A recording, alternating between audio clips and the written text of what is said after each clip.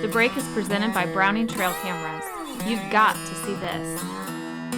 Closed captioning is brought to you by Bison Coolers. Where's he at? Wait 1 second. He's right in the middle. Yep. Facing the left. Yep. Head down. Yep. Can I take it? Wait.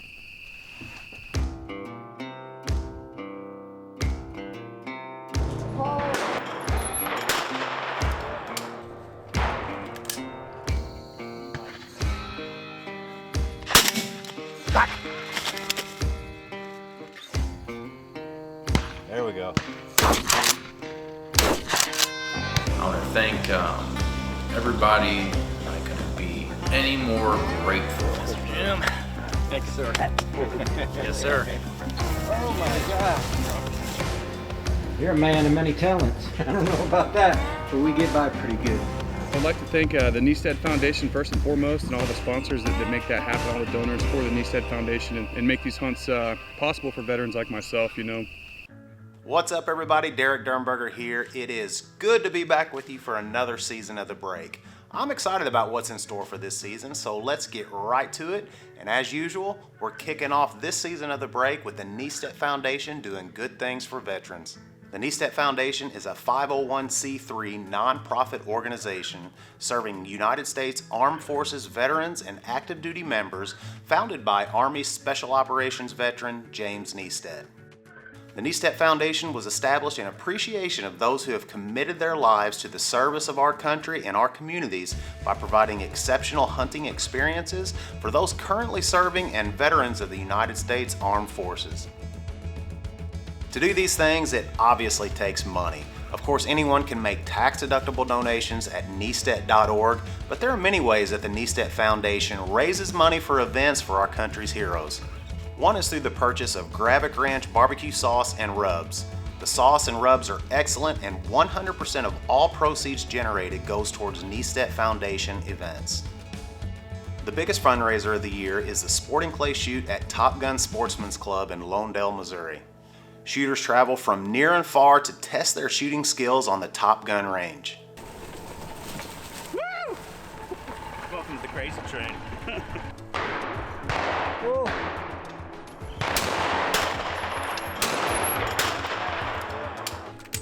Final attack. Oh.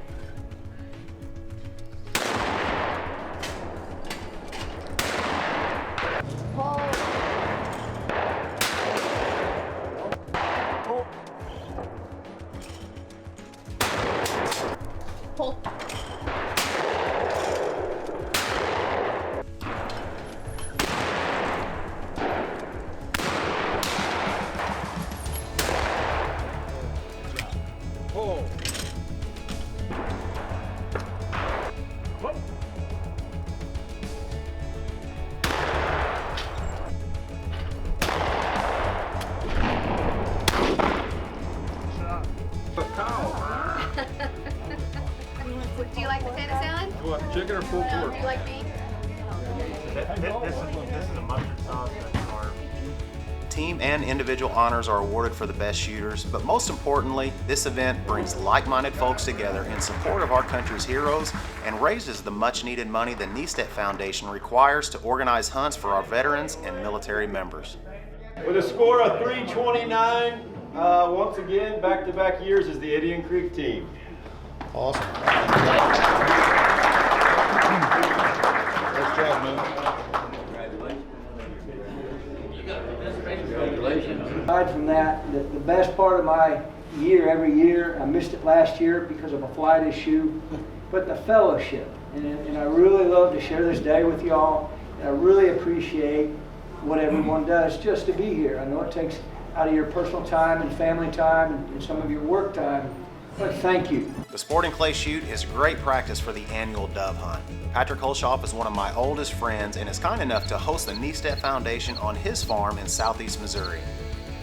It's always a great time and a hunt I look forward to every year.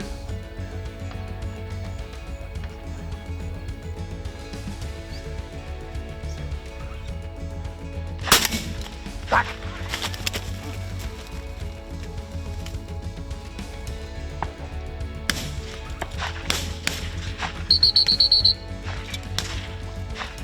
Heel. Heel. Heel. Heel. Oh. Shoot him, Joe. Shoot at him. Coming this way. Let him get here, boys. There we go. The dove hunt is always an awesome time. After the break, you're in for another great hunt and something you don't see every day. We're headed to Gravik Ranch in South Texas for an axis deer hunt.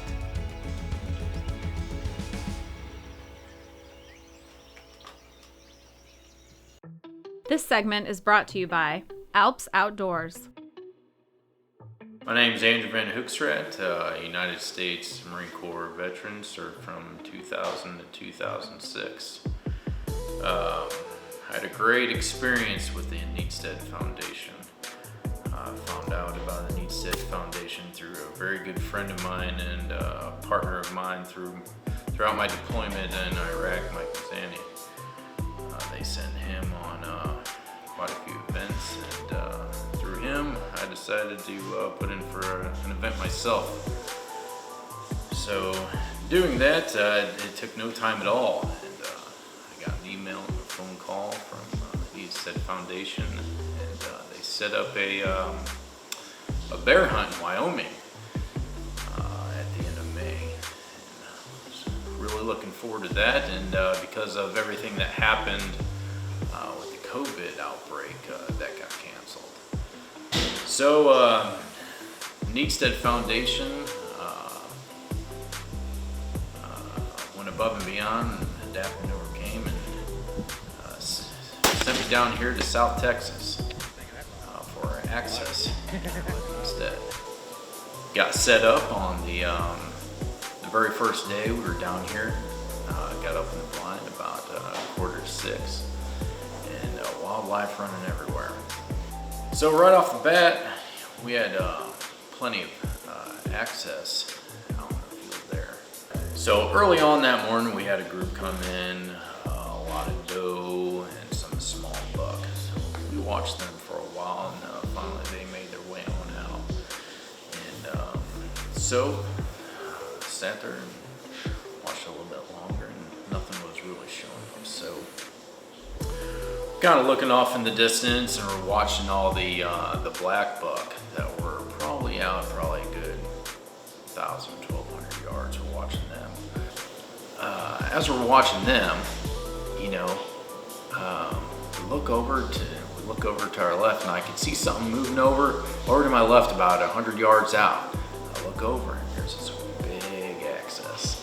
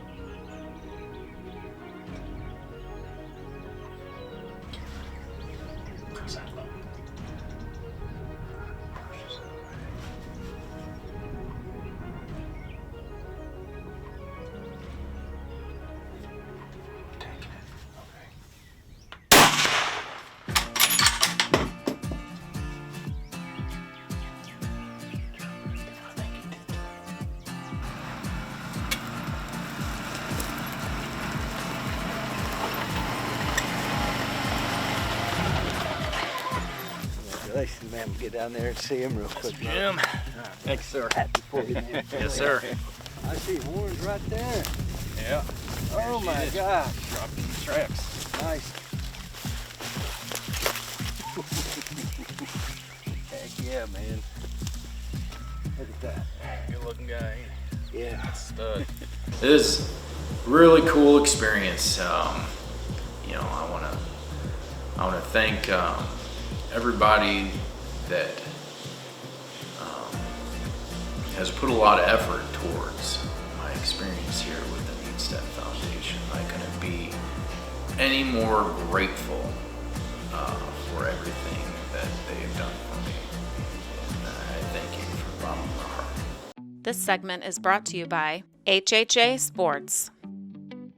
For years, the Kniestedt Foundation has been doing good things for veterans and active duty military members by taking them on various hunts and outdoor adventures. Army veteran David Mayer is headed to Gravick Ranch for a whitetail hunt hosted by the main man himself, Jim Kniestedt. Hey, David, man, welcome. How are you, buddy? Good to see you.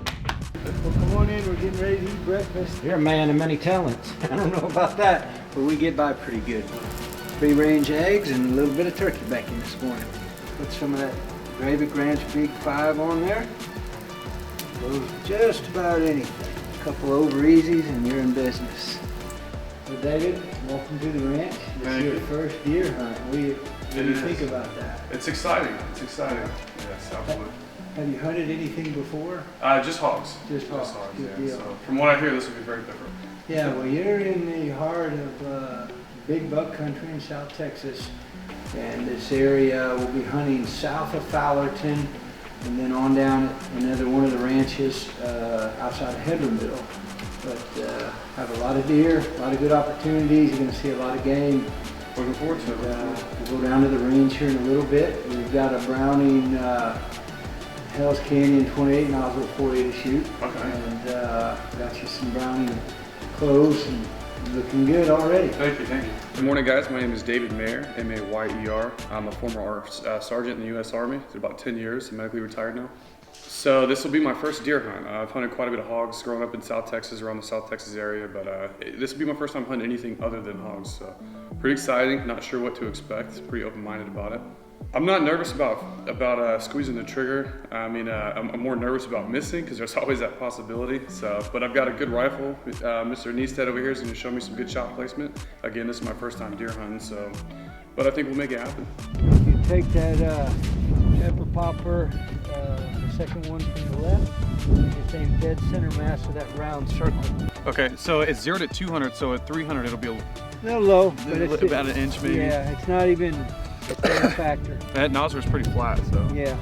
Oh yeah. You'll see that real quick. And what you're seeing to the left is the spald from the bullet. Okay. But you got two bullseyes, one on top of the other in the center of the pepper popper. Okay. Okay, you see them? Where it's shiny? I see him. All right, so let's go. You got one left in the gun, right? Same target? Let's go down to that whitetail.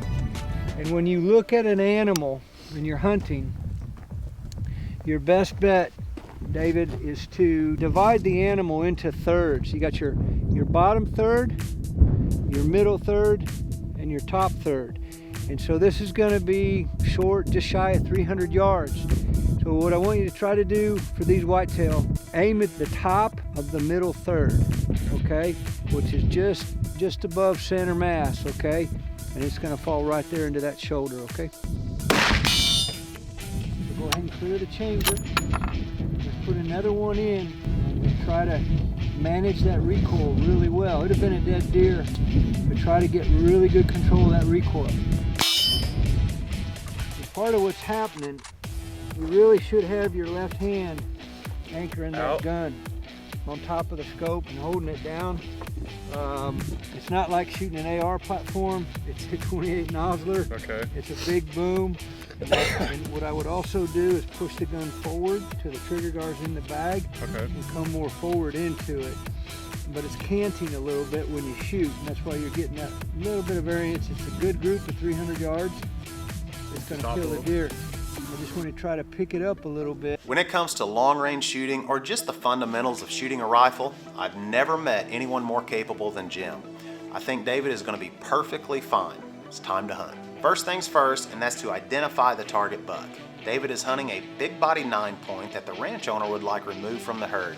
He's a bully buck that's running off most of the better racked bucks, so it's time for him to go.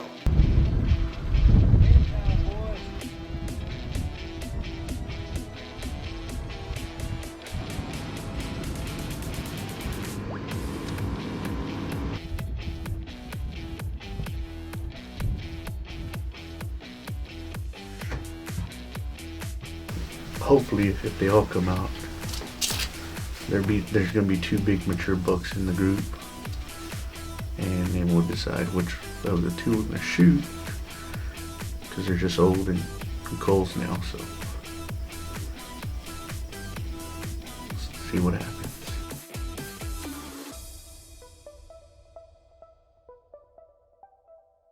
This segment is brought to you by Solid Sporting Supply, Hunter's Specialties, and these fine sponsors. Hopefully, if they all come out, there's going to be 2 big mature bucks in the group, and then we'll decide which of the 2 we're going to shoot, because they're just old and culls now, so let's see what happens. What happened on that first evening hunt was several good bucks came out of the brush and into the sendero, and even the feeders, but just not the big 9-point that David is targeting. Being David's first deer hunt, it's always good to get a look at how the deer come in and where the shot might be. Most of the trail cam pictures of the big 9 have been at the feeders.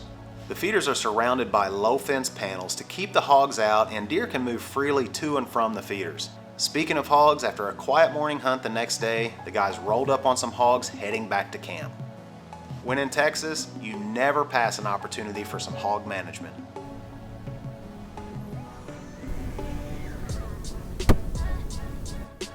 One hog down, but that's not what we're after.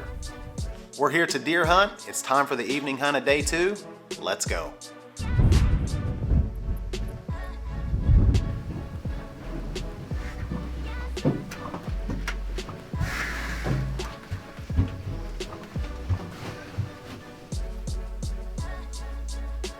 Deer are starting to move right away. They're coming out of the brush, coming into the sendero and into the feeders.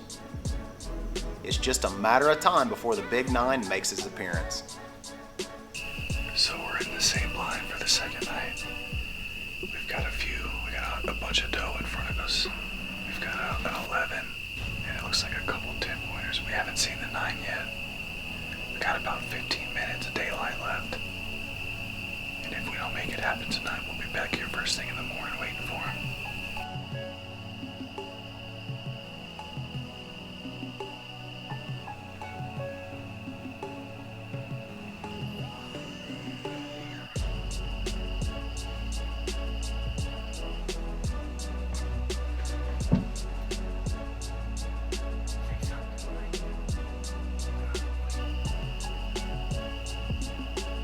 As you probably know, the last 15 minutes of daylight is prime time. It can happen fast, and just like that, the big 9-point is at the feeders. Yeah, that is him. When it gives you a good clear shot, we'll take him. Right in the middle. Yeah, facing the left. Yeah, head down. Yeah, gonna take him. Wait. He's facing us with his head down, right? Yes. All right. Walk it right up to the, yeah, there you go.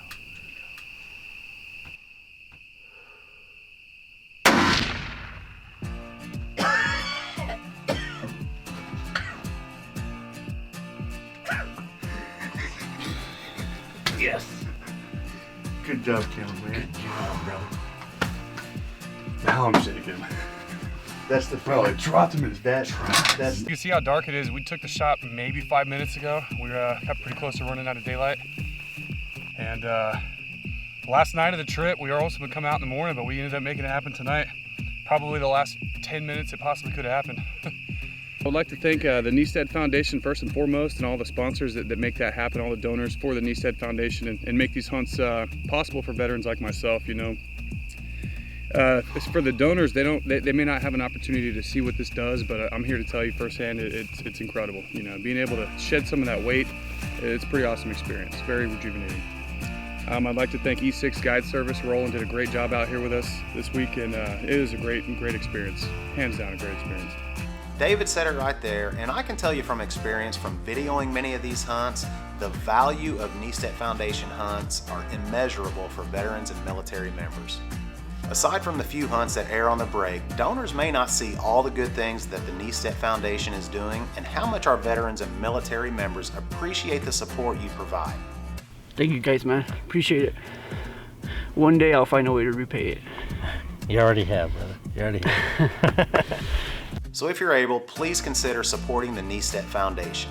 I can guarantee your donations are going to a worthy cause. So this is just part one.